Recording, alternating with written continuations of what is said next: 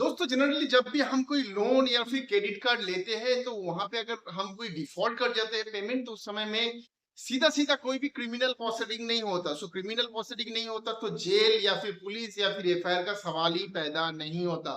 लेकिन दोस्तों हम सभी को पता है कि अगर हम कोई चेक देते हैं तो उस सिनारियो पे चेक बाउंस का केस के थ्रू जो है हमारे पास 138 एनआई एक्ट के तहत क्रिमिनल प्रोसीडिंग का लीगल नोटिस आ सकता है जिसको चेक बाउंस का केस बोला जाता है। लेकिन आज के टाइम में ऐसा कोई नहीं होगा जो कि लोन लेते वक्त चेक देता है। सो अगर चेक दिया ही नहीं है तो चेक बाउंस का केस कैसा, क्रिमिनल प्रोसीडिंग कैसा। सो अगर ईसीएस भी आपका बाउंस हो जाता है ड्यू टू इनसफिशिएंट बैलेंस तो उस सिनेरियो में भी उसको चेक बाउंस केसेस की तरह ही जो है ट्रीटमेंट किया जाता है। भले ही उसका प्रोविजन जो है अलग है लेकिन उसमें जो सजा है, जो एक्शन है वो सिमिलर टू जो है 138 चेक बाउंस केसेस जैसे ही है। मेन क्वेश्चन ये है कि कितने बार ईसीएस बाउंस होने पे बैंक आपको जो है लीगल नोटिस भेज सकते हैं, ये सबसे बड़ा क्वेश्चन है। सो आज इस वीडियो में मैं उसी के बारे में जानकारी देने वाला हूं। सो अगर आपने भी कहीं से लोन लिया है तो इस वीडियो को पूरा देखिए। दोस्तों सबसे पहले आपको समझना पड़ेगा कि बैंक जो लीगल नोटिस भेजते हैं उसके पीछे बैंक का रीजन क्या रहता है।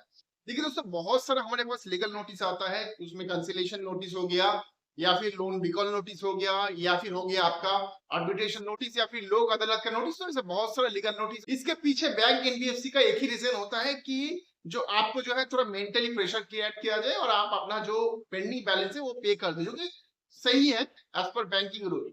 लेकिन दोस्तों यहाँ पे होता क्या है कि जब भी कोई चेक बाउंस का केसेस या फिर ईसीएस बाउंस का केस प्रोसीडिंग होता है तो वहां पे बैंक को भी पता है वो नॉर्मल कोई केस नहीं है, ये सिविल केस नहीं है, ये क्रिमिनल केस में जाता है। और वहां पे अगर आप लीगल नोटिस को इग्नोर करते हो बार बार तो आपके खिलाफ जो है अदालत का वर्णन के हिसाब से आपके ऊपर क्रिमिनल प्रोसीडिंग हो सकता है। तो ये नोटिस कितने बार में आता है, यहाँ पे मैं आपको आंसर देना चाहूंगा कि जनरली अगर आपको एक बार ईसीएस बाउंस हो गया, 2 महीने ईसीएस बाउंस हो गया, 3 महीने, तो बैंक यहाँ पे 99.99% सिनारियों में जो है आपके घर पे कोई लीगल नोटिस नहीं भेजेगा, क्योंकि बैंक का ये मकसद कभी भी नहीं होता कि आपको जो है एक ईसीएस बाउंस के लिए आपके ऊपर केस कर दे। बैंक का एक ही मतलब होता है जो आपको पैसा दिया है वो पैसा बैंक आपसे वसूल करे। सो यहाँ पे बैंक कोशिश करता है कि दूसरा प्रोसेस, क्योंकि कोर्ट में अगर कोई केस जाता है तो वो केस जो है लंबा खिंचता है और बैंक का पैसा भी फंस जाएगा। तो ये अच्छे से बैंक को पता है क्योंकि आज के डेट में इंडियन कोर्ट में करोड़ों केस जो है पेंडिंग है। तो आपका कोई ईसीएस बाउंस केस जाएगा, वो कितना दिन बाद सुनवाई होगा वो किसी को भी पता नहीं है। सो बैंक भी नहीं चाहता कि आपको कोर्ट में घसीट के लेके जाए। सो अब सवाल ये आता है कि बैंक कितने बार ईसीएस बाउंस पे ये केस करता है। देखिए जब भी आपका लोन एनपीए हो जाता है और बैंक पूरा कोशिश कर लेता है कि यहाँ कोई ना कोई उपाय से आपको जो है पैसा निकालने का सारा उपाय जब हथकंडे अपना लेते हैं, आपको सेटलमेंट का ऑप्शन देते हैं, फिर भी आप राजी नहीं होते हो। तो जितना भी ऑप्शन है, रिकवरी वगैरह जितना भी करना था बैंक था घर के, सब कुछ करने के बाद अगर बैंक को लगता है कि हाँ आप पैसा नहीं दे रहे हो तो लास्ट ऑप्शन बचता है कि बैंक ये वाला ऑप्शन अपनाए। लेकिन आपको मैं बता देना चाहूंगा 99% सिनारियों पे बैंक जो है आपको कोर्ट में ऐसा लेके नहीं जाता। हाँ 1% चांस रहता है। सो मेरे जितने में देखने में आया कि आफ्टर 3 मंथ, मतलब जब भी आपका लोन एनपीए हो जाता है उसके बाद ही बैंक जो है ये प्रोसेस अपना सकता है। यहाँ पे ऐसा कोई फिक्स रूल्स नहीं है कि 3 बार या 4 महीने या 5 महीने या 6 महीने, लेकिन हाँ डेफिनेटली एनपीए होने के बाद ही चांसेस बढ़ जाता है।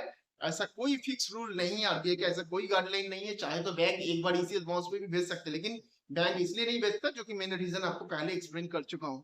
सो आई होप दोस्तों अभी आपको समझ आ चुका होगा कि ईसीएस बाउंस जो है का जो केस है वो कितने बार ईसीएस बाउंस पे होता है, इस पे कोई फिक्स नहीं है। लेकिन एक चीज आप ध्यान रखिए, इसमें घबराने वाली कोई बात नहीं होती। अगर आपके खिलाफ वारंट भी निकल जाता है ईसीएस बाउंस के तहत तो वो बेलेबल होता है, ऐसा नहीं कि नॉन बेलेबल होता है, वो बेलेबल होता है, आप बेल ले सकते हो। कोई भी जो लोकल वकील है उसका मदद लेके। सो इसमें कोई घबराने वाली बात नहीं है। लेकिन हाँ डेफिनेटली आपके पास अगर पैसा है तो इनको पैसा दे दीजिए जिससे आपका सिविल अच्छा रहे और फिनेंशियली जो है फर्दर आपको जो है कोई दिक्कत ना आए। आई होप दोस्तों ये वीडियो आपको अच्छा लगा होगा। हम मिलते हैं अगले वीडियो में, तब तक अपना बहुत सारा ख्याल रखिएगा। जय हिंद, वंदे मातरम।